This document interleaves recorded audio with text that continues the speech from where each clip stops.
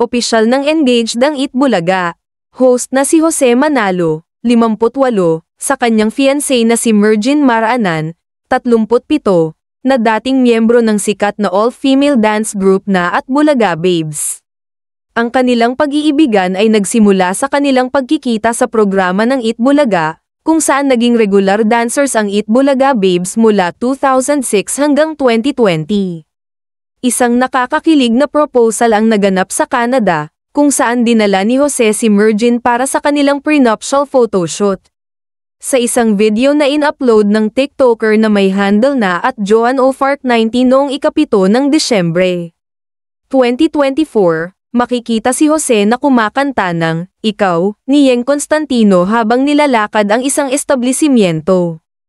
Kasama niya ang gitarista at saxophonist na nagbigay ng romantikong himig sa pagkakataon. Habang tinutugtog ang kanta, sinundan ng kamera si Jose na tila may mahalagang misyon. Nang maabot niya si Mergin, maririnig ang kanyang nakakatuwang reaksyon.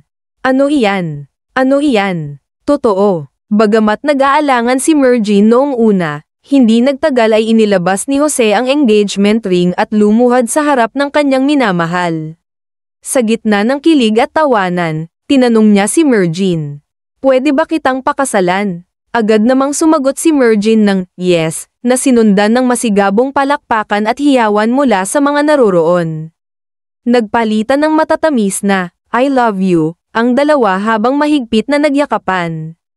Bagamat pribado ang detalye ng kanilang relasyon, marami ang bumilib sa kanilang kwento ng pag-ibig na tumawid sa mahigit 20 taong agwat sa edad.